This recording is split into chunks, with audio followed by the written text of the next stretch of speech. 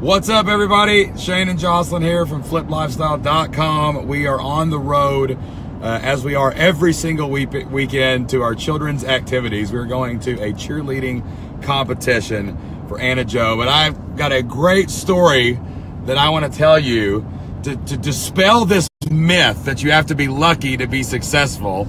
And I'm gonna tell you about a guy who sold a $100,000 product on his first day at work. Okay, so let me give you a little background before we get into this. Jocelyn's gonna keep her eyes on the road so we don't wreck this new car that we're gonna tell you about later. Okay, all right. So last week was our birthday, and I turned 40 years old.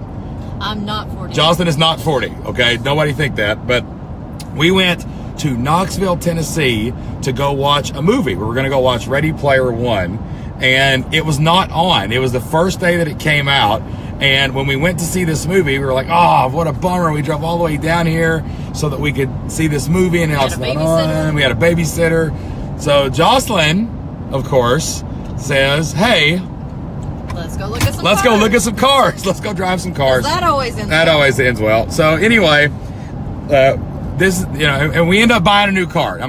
We end up buying the most expensive car thing we've ever bought in our lives. But this is not going to be the typical we bought an expensive car story. This is going to be the journey that we took to end up riding in this 2018 black label Lincoln Navigator. Now, this is a very special car, guys. There are very few of them out there. This is the Yacht Club edition because it looks like a boat inside of it.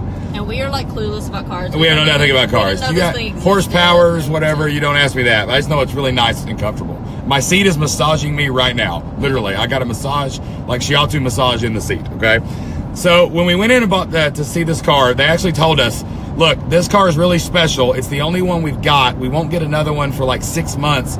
And the only other one that we've ever sold was to Reba McEntire. So we're riding like Reba today up the highway, y'all, in our 2018 Lincoln Navigator. But this story is not about us. This story is about an amazing dude that we met at this dealership named Cortez. All right, now Cortez was a big old guy. I mean, he had 50 pounds on me, and I'm a big old guy. And he was just a jovial, happy dude. And we pulled in our, town and country minivan into the dealership. We parked, we get out, and the first person we see at the bottom of the ramp is this big guy named Cortez. And I'm going to post a picture in the comments of Cortez when I get done with this. And he reaches his hand out and says, hey, I'm Cortez, man. What's your name? And we said, hey, buddy, I'm Shane and Jocelyn, and this is Jocelyn, and we're here to look at a car. And he goes, awesome, I'm here to show you cars. What do you want to look at? And I said, well, we'd love to look at a Lincoln Navigator. We just drove we looked at Escalades and other stuff, and we'd like to see a Lincoln Navigator. And he goes, well, what kind of Navigator do you want to look at? And we said, I don't know. We don't know. We don't know anything about them. We just think they look cool. So how about the best one you got? And he just kind of smiled and he said, wait a minute. Where they are. He goes, I'm not sure where those are at. Okay, so we're like Jocelyn looked over at me and goes, does this guy even work here? Like, it was like we just walked up and shook someone's hand that was looking at cars or something, right? So Cortez comes back to us and he goes, come on, man, you want to see the best Navigator we got? Well, guess what? We've got the best Navigator in the country. We've got the black label Lincoln Navigator. This is the car you see in the commercial when Matthew McConaughey is driving it, trying to sell it, right? So we walk over, we see this car, and it's got 22-inch rims. It looks like a spaceship out of Star Trek or something. He opens the door, and the lift gates come down, and it's like, oh, come into the Navigator. And we get into the Navigator, and Jocelyn and I are hooked, absolutely hooked on this car. And he goes, y'all want to drive it? And I'm like, I'm not sure if I want to take a chance on driving this off this property, dude. And so we actually ended up just driving it at first around the parking lot. And this was where the story just turned crazy. So I look over and I reach over and I push a button and I say, what does this do? What does this car do? What does this button do? And he's sitting in the back seat right where Isaac's sitting right now. And Cortez says, I don't know, man. I'll be honest with you.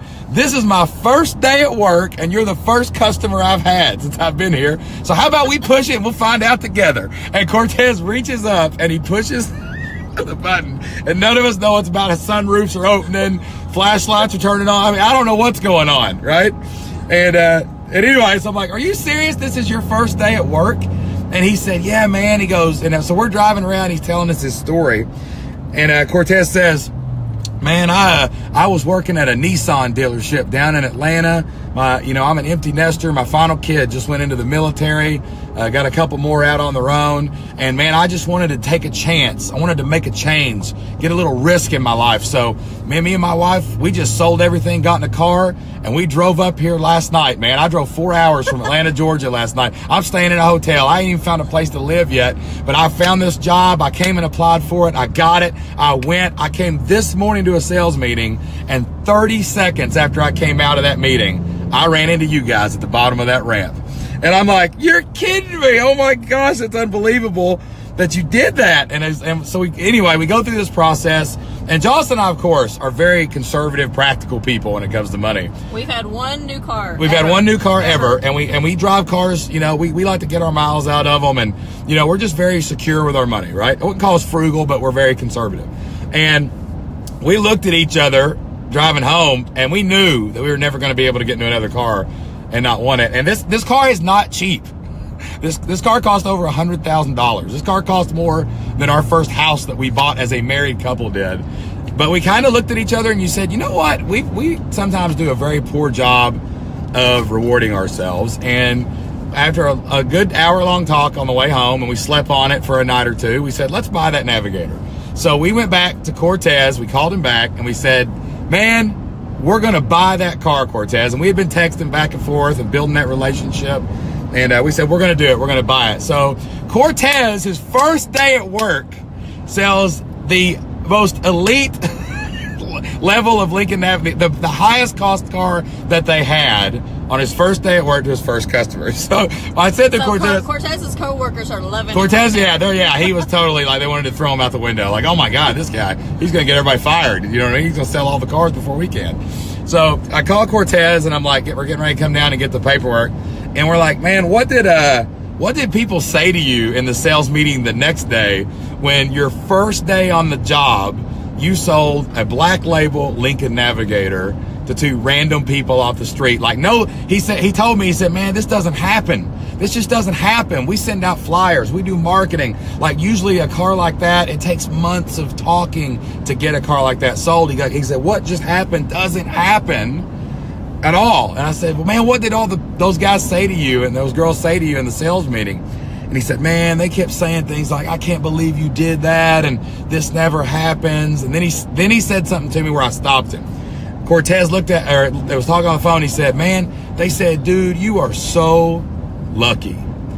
And I just went, whoa, Cortez. Those are 4 words we hate. You are so lucky. That's like swearing. That's as close as you can get to swearing around me and Jocelyn, because we hate those words, because luck had absolutely nothing to do with Cortez selling this black label Lincoln Navigator to us. It had nothing to do with it. He was in the right place at the right time because he had put himself in the right place at the right time. Preparation led to his opportunity to sell us this car, to sell us this vehicle. He had put his time in for 6 years at a Nissan dealership in a back corner of Atlanta, right? He started out selling cheap Nissan Altimas and, cheaper cars, $10,000, $5,000, $50 used cars. He started out at the bottom, and he worked for 6 years to learn how to sell cars, to learn how to not be afraid to put himself out there, to find the courage to get out there and make the sale, right?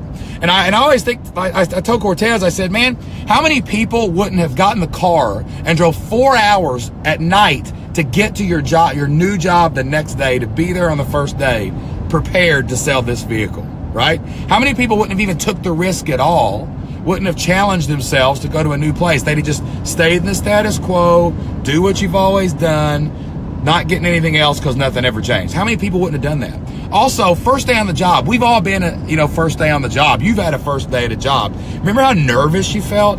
Doesn't matter how experienced you are. You're nervous. Everybody's new. You don't want to step on any toes. You don't want to make anybody mad, right? Dude, Cortez was at the bottom of the ramp, waiting at the end of the aisle for customers to park.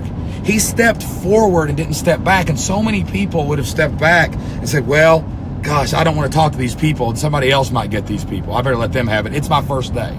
Okay? And then even at the very last second when we said, we want to see the best Lincoln Navigator you got, he knew at that moment that he had no clue where the Navigators even were, let alone anything about the one that we wanted to buy. He knew it. He knew it, guys. But he didn't say, well, I better go get a more experienced salesperson. He said, nope, I'm going to jump in 2 feet first. I don't know what's going on, but I'm going to figure it out as I go. You see, Cortez put himself over and over and over again in the right place at the right time to sell this vehicle his first day on the job at his new job. First customer that he ever did. If he had not done all that to prepare, he wouldn't have been in a position to be lucky. And that's what we want to tell you guys. It has nothing, none of this has anything to do with luck. Like, you can say there's chance, but you know what? If you meet somebody and you're like, man, I'm lucky I met that person. Well, you were at the place where you shook their hand, right? You put yourself in a place to be lucky. If you don't know how to do a website and you sit and learn for 6 months and then you put up your website and then you don't know how to make a product and you work for 3 or 4 months to make your first sale and you make that first sale, you didn't get lucky that someone found you randomly on the internet. You worked hard for those 9 months to get yourself in the right place at the right time to make things happen. There is no such thing as luck.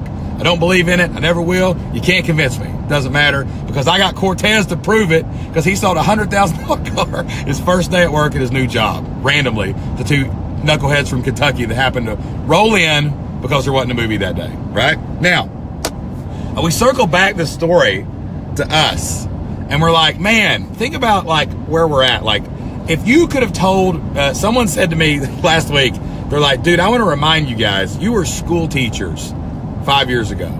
We were school teachers barely getting by. And if you could have told us that we'd be driving down the interstate in a black label Lincoln Navigator, I never would have believed you at all. No way. There's no way you could go back in time and convince me that was going to happen. And the funniest part is, when we quit our jobs, guys, when we quit our jobs, we were driving a 13-year-old Nissan Altima, and this is no joke.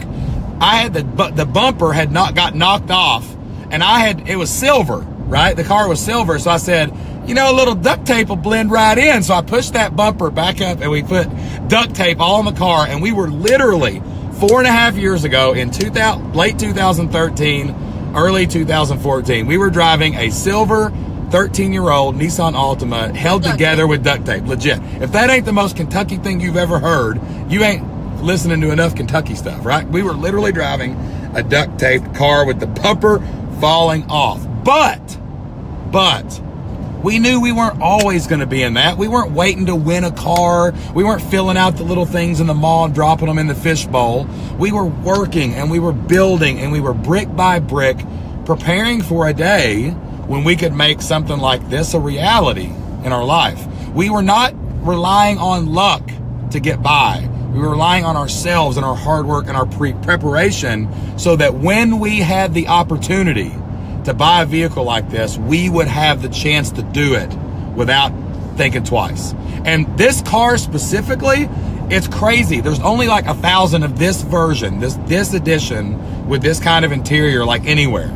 So when we had this opportunity, there was one of these in this lot. They were the only people in the Eastern Midwest that had one, and this vehicle's back ordered for 6 months. You can't even get one like we're driving. But when we had the opportunity on a random Wednesday afternoon, because we couldn't go watch our movie, to buy a vehicle like this, we did it. We made the decision. We walked back in the next day. We paid for it and left, right?